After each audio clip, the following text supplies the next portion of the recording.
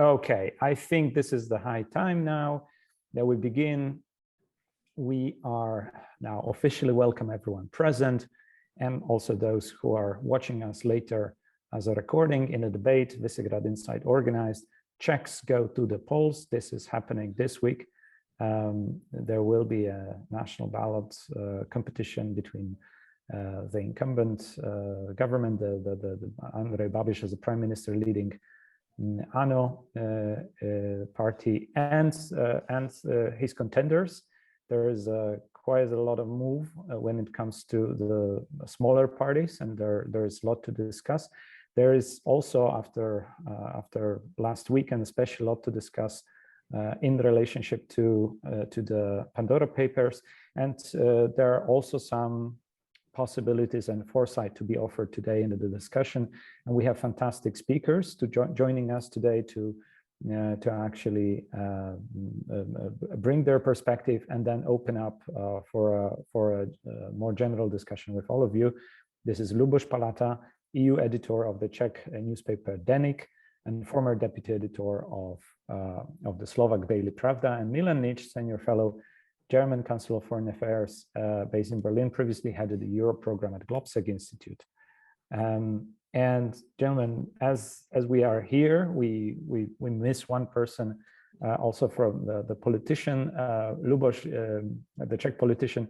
Luboš, it's all on you, therefore, to tell us what is the vibe in the public opinion, in the Czech public opinion in this critical week ahead of the elections. What are the top stories, what people pay attention to? Hello from Strasbourg. I'm here because the topic our last week before the election was the scandal Pandora Papers, and the person number one in the scandal was our Prime Minister and chief and favorite election, Mr. Babiš. This is very symbolic that several days before the election go these scandals, but this is not internal scandals, but very external, because the Pandora Papers, this is a question and work the journalists from more as 600 journalists from, I don't know, 40 country. Babiš in the first moment said this was something organized from the opposition against me, but this is definitely not true. Mr. Babiš is only a small piece of this scandal, and directly to the Mr. Babiš is the scandal about some buying the castle and some other houses in France in cost 400 million Czech crown. This is in the euro about 17 or 18 million euros, and Mr. Babiš bought these houses before 11 years during some offshore in the Caribbean, British Virgin Islands, and till we don't know why Mr. Babiš make it this offshore transaction in this time, but yet I am in the European Parliament, and in this moment go debate about the Pandora Papers, and Mr. Babiš is the one of the most interesting person for many European deputies. And this is a little bit crazy because on this list is more as 30 former or regular prime minister, presidents, more as 300 the ministers, generals, and thousands maybe the businessmen and celebrities, and and Mr. Babiš is number one. And this was so in many European medias in start of this week. Mr. Babiš was the first in the news of German public television ARD. Mr. Babiš was number one for a British Guardian or for Austrian newspaper. But I think that this is very big news for the Europe, very big news for the world. Interesting news for the Czech journalist, but I think so that this point doesn't play a big role in the election, because Mr. Babiš has many other and much more bigger problems as the Pandora Papers. Mr. Babiš is in this moment faces 7-year prison for misusing EU subsidies for the construction of the Stork East weekend residence. Yeah, this is about the 2 million, about the subsidies, 2 million euros, and this is very old scandal. And we still wait on the last step of policy, but it's possible that Mr. Babiš will go under 7 years to the prison. Mr. Babiš is so in the huge conflict of interest as the prime minister and so as the owner. The huge company Agrofert, and this conflict is not internal. This is very huge external conflict with Commission, and Czech Republic is in the position that it's possible that European Union stop the full subsidies for Czech Republic during this problem with the conflict of interest, Mr. Babiš and Agrofert. This is only two the biggest scandals of Mr. Babiš. For this is this is not scandal, but this is only two more part of the picture. Mr. Babiš was so the agent of communist security police, and Mr. Babiš was so the communist. And we talk about this 30 years after 1990, and the voters, when will vote and won't vote the Mr. Babiš, can all this information very good, and that play nothing role for this 25% of Czech voters when won't in the Friday and Saturday voting the Mr. Babiš. This is crazy, but this is true.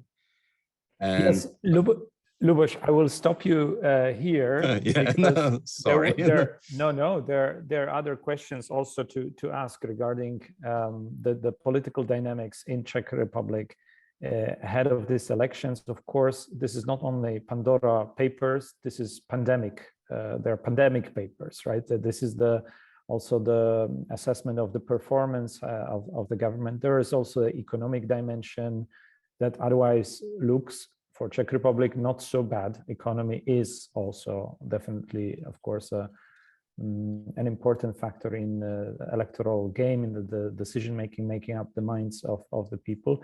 And it seems Czech Republic isn't doing that bad, even maybe worse during the pandemic, but still on the one of the top performing economy. And in that light, I wanted to step in here and put also another perspective on who, apart from the dynamics now, electoral, basically electoral race and the votes that will be casted. Mr. Babiš may be coming the first, maybe coming even as the second, but what we know for sure, that if Mr. Zeman, the president of the Republic, is alive, this is Mr. Babiš who will be nominated for the next prime minister. We have that analysis from Alek Kaczorowski on the site, and this is the most probable, not only plausible, the most probable situation that we will have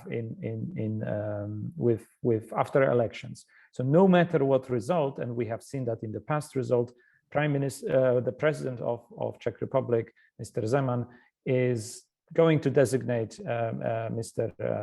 Babiš for the prime minister. Would you agree with that assessment? Would you say that the morning after the elections, this is the reality that we will have? Yes, this is reality, but from my point of view, this is not the biggest point or biggest question of this election. We stay yet, I think, under some very hard moment in our history, because we stay between the full democracy and not full democracy. When we have today in the Hungary and in the Poland. And I think in this election, the Czech democracy fighting for its life. I am normal, not dramatic, but I think that this moment, this election will very dramatic. And why? Why? Because here is not only about the Mr. Babiš. Here is about the new coalition when want Mr. Zeman and maybe so Mr. Babiš. And Mr. Zeman won the coalition with the participation of extreme right SPD party and the communist. And the SPD party is for the referendum about the Czechs. And Mr. Zeman said many times that as the president is so for this referendum.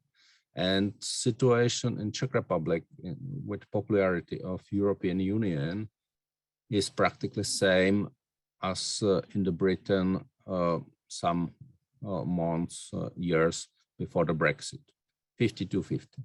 And we definitely don't know which result will have this referendum. And this is one of crucial point. The second crucial point is the Babiš changed the policy much more to this Balkan type of policy, the policy of Orban, without respect for democracy, without respect for parliament, without respect for independent of justice. And this is the biggest danger this election, and maybe this election will the last election when will in the Czech Republic free and fair.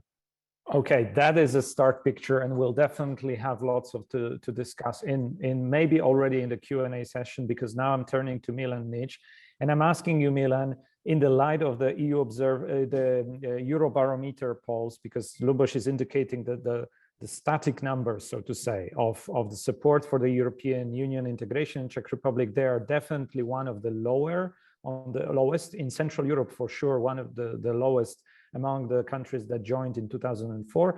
But at the same time, if you look at the dynamics from the past, it looks that things are moving ahead in the society and in Czech politics. It might not be as difficult, so to say, for the Czechs to maintain the democratic course. What do you think? What is your likely outcome of these elections? What is it in your opinion? Wojtek, first of all, thank you for having me. And I'm also sorry that we are only 3 men and we don't have a Czech politician, Martina Dlabajová, MEP from Mr. Babiš's ANO party, that was also invited but declined.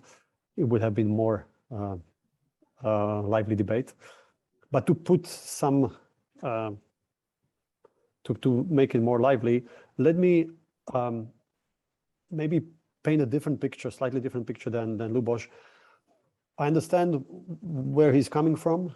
Now also watching a debate at the European Parliament. I sit in Berlin. I visited Czech Republic two weeks ago, had my background talks. I follow the news every day. And I would say one thing. Czech Republic is not Hungary and Poland. Whatever Mr. Babiš, whatever outcome of these elections will be for him, the constitutional framework, the fact that the checks and balances are stronger, even after his full mandate, for his first full mandate, Czech Republic will not be Hungary of Viktor Orban. I think these elections are about 3 points. First, a further Easternization of Czech Republic. Yes, that's a real possibility, but not towards autocracy. It will still be a more diverse, more democratic society with more media freedom and so on. Second, position of Czech Republic in Europe, because under Mr. Babiš, the Czech government in Prague was transactional, but without the larger profile on the EU. And as the European Union is moving into difficult times, dealing with Green Deal, where East-West tensions will grow, it's important what role Prague will play, also in the region and within Visegrad. And third point, the outcome of these elections will be about reconfiguring of the Czech political landscape. Only 4 parties will be in the next parliament for sure. We have had 8 or 9. So it's consolidation of the political landscape. Interestingly enough, the result will be decided by small parties that are now around 5% threshold. If the communists or the social democrats that are now a coalition partner of Babiš, or the new party, anti-corruption party, but nobody knows who pays that party, of former police investigator Šlachta, makes it in the parliament. That makes it much easier for Mr. Babiš to make a coalition government with the majority in the parliament. With his ANO party winning about 25%, coming first, but relying on the coalition, on the composition of the parliament, in order to be able to form a government with full mandate in the parliament. He will definitely rely more on the far right party of Mr. Okamura. I think that can be a black horse of the elections or surprising results, pulling at 12%, but it can come up around 15%. And let's not also forget that this is still an open race, because the 2 opposition groups, the center-right Together Spolu and the center-left Pirates and the Mayors movement, they're pulling at around 20% both, but depending of how many parties will be in the parliament, they can still translate this gain into more than 100 mandates in a 200-member parliament. And if we learn on Saturday evening or Sunday morning that the 2 opposition blocs will have 101 or more mandates, this is over for Mr. Babiš or President Zeman, because regardless of the fact that Mr. Zeman, as a president, has a constitutional right to nominate the prime minister 2 times, and only the 3rd selection is chairman of the parliament. This will be a new political reality. And I think the Pandora Papers, I'm also pessimistic that they will, I think they have more impact outside of the Czech Republic than inside, save some kind of a mobilization of opposition voters. But Pandora Papers are one more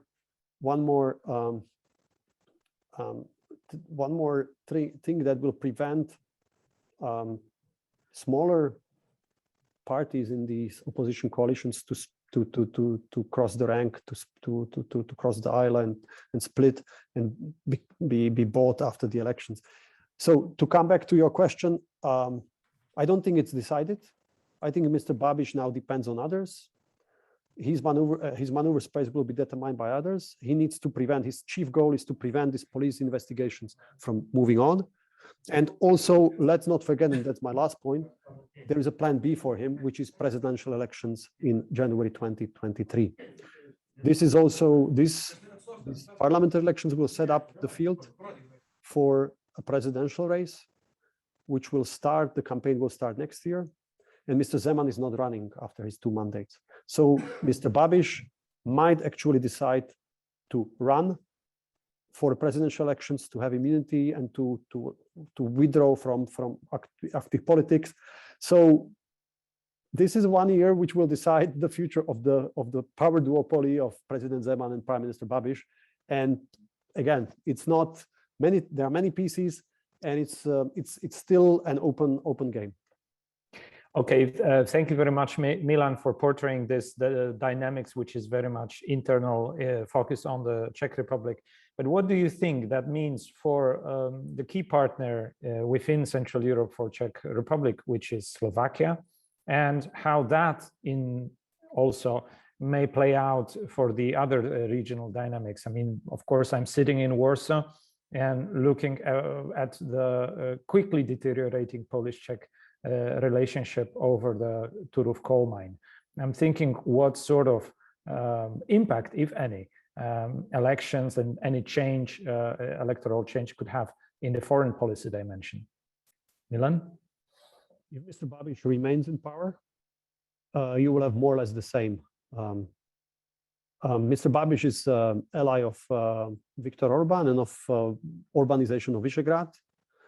He doesn't have ideology. So on the EU level, he will be very transactional and pragmatic, but in the shadow of Mr. Orbán.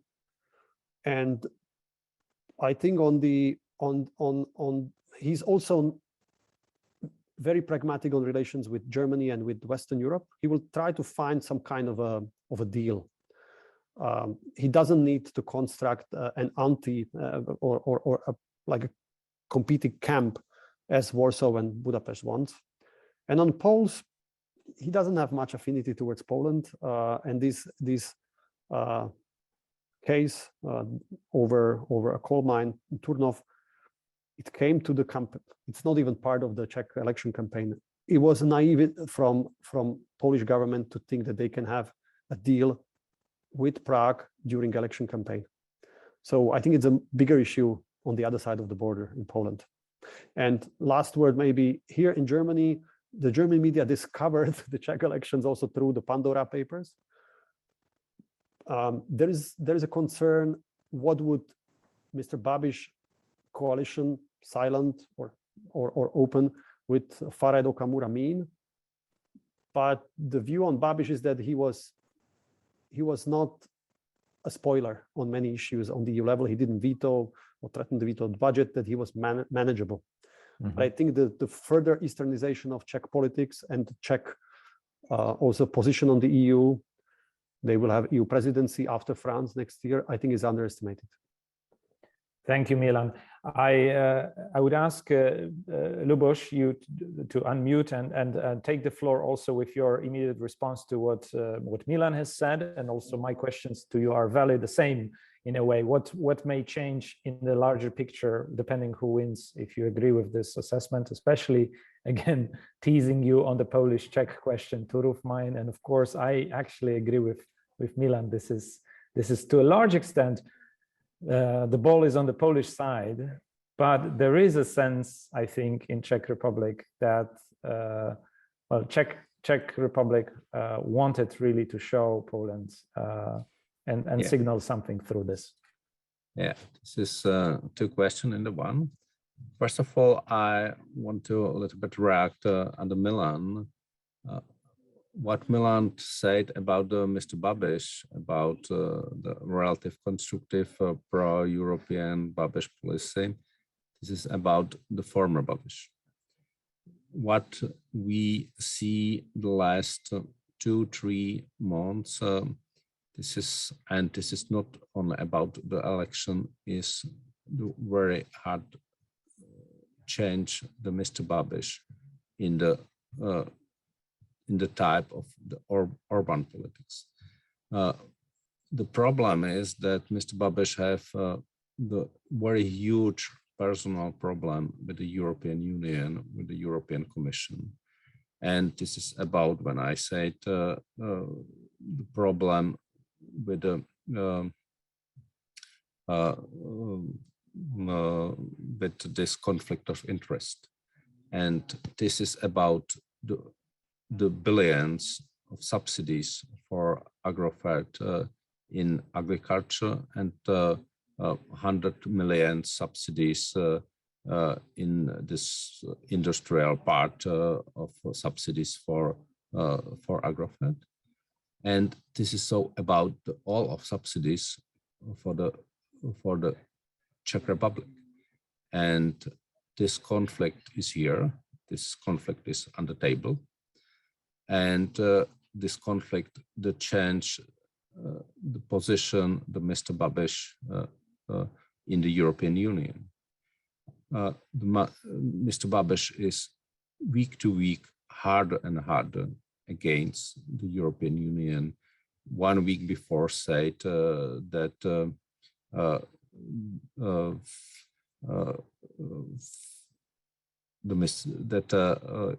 won't destroy all of European Parliament from the political point of view. I mean,